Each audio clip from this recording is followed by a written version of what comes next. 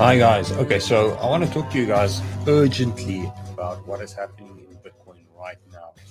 And I want to stress that the information that I'm going to be sharing here is going to be purely educational purposes. And that I'm going to be looking at the market from a trader point of view and not necessarily do and have any actions implicated on the larger time frame trends. Okay. So over to the charts real quick. So we've been looking at this fractal for Bitcoin for forever now, and I'm going to quickly briefly lay out the similarities. So just like Bitcoin did in the last bull cycle near the end, it created a set of strong bearish divergences, a sea of them on top of each other. Strong bearish divergence there between those two pivots. I'll widen the screen and zoom in a little bit so you can see it a bit easier. Higher high, lower high, you can clearly see there. Then it created another one there, and then it created another one, and then one can argue that so the big one, that was the wave on wave divergence. So within the Bitcoin losing momentum, it started giving us divergences. Now the similar thing is happening right now at this very moment, okay? So Bitcoin is giving us strong bearish divergence on strong bearish divergence. So it's showing signs of losing momentum. Now, when we look at the previous fractal, this is what technical analysis is. It's basically studying the past to try and see how the future is going to happen. There's a few things that I want to point to your attention. So you ignore the strong bearish divergence unless price does what? Well, falls below the RSI pivot. Okay, which means the area where you're drawing your divergence from, that first pivot that you look at, let me get the circle. This first pivot is a critical pivot, because if price goes below that point, then you need to take the divergence seriously. So we retraced and we went and made a higher high. So now that pivot is insignificant. Move it on. What did we do? We made a higher high, and yet again another strong bearish divergence. We move the line up, and now we fell below that line. And this retrace was not just a quick shakeout. That was Bitcoin losing half of its value in 2 weeks. That needs to scare the bejesus out of you, because a lot of people got wrecked at that stage. Now, going a little bit further, scaling this up to a larger time frame, what you're going to find is exactly just that. Now, I am charting on Bybit being NEWT to the crypto world. We don't have any RSI data on this chart, but what do? We made a higher high, and if we go to a different exchange, we made also a lower high on the RSI. So we had strong bearish divergence again. We fell below the pivot, and what happened then was price went down another 72%.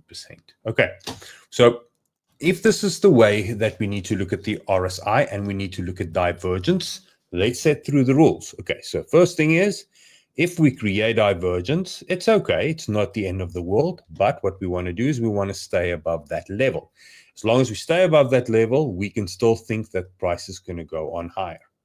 If we fall below that level, that is when we expect lower lows to start kicking in and the market to lose momentum. So if we take the same information to where we are currently, and I'll delete some of the noise here so that it just makes the screen maybe a little bit more friendly. Let's put it like that, especially if you're a new time viewer. Okay, so what do we have?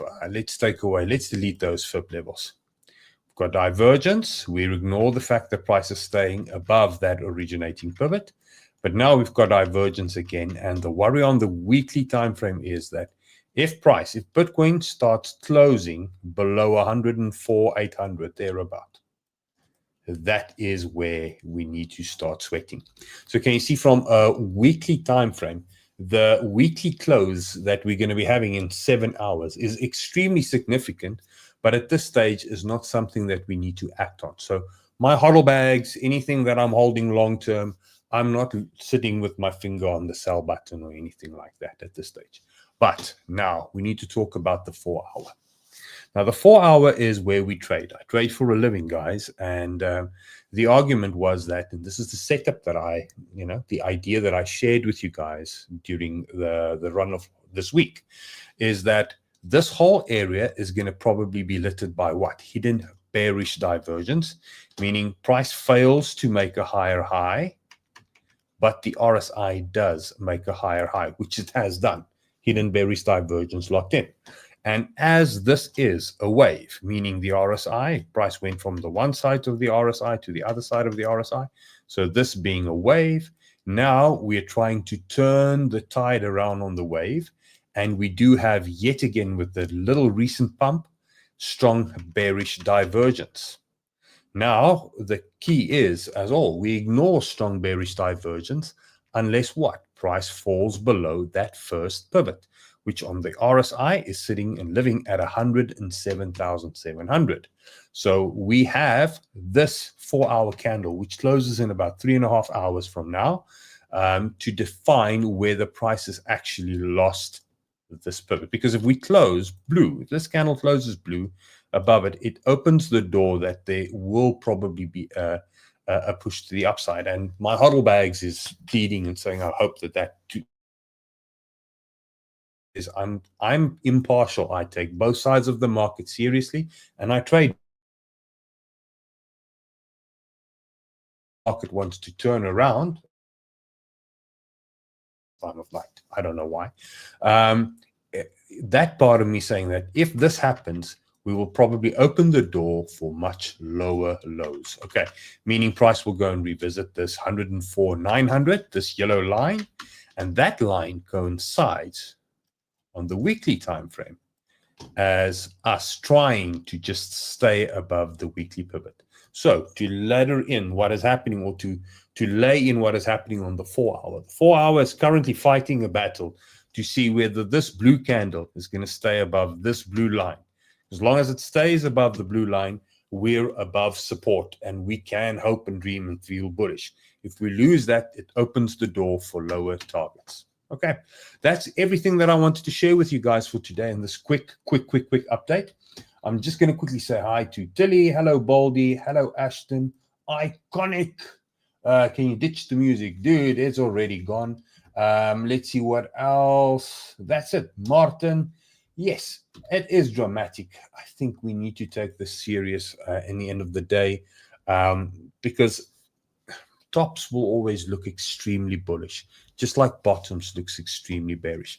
And from a trader point of view, I mean, if I look at a coin like SUI, let's look at SUI. I'm anticipating a low here. This is the hope. You want to see SUI put in a nice solid low here and move back up. But even that needs to get tested, and it could mean that this little shakeout, let's say it's a little shakeout, could see that price coins like SUI go and visits the $2 range, and gives us that buy the dip altcoin buy. Okay, coins like NEWT, stuff that I've got my eyes on, and I will use this time to see whether I want to grab in on those alts. Okay, there you have it, guys. Thanks so much for taking the time saying hi. Hello, Arpit. Yes, haven't seen you comment on the stream in a long time. Nice to have you back, buddy.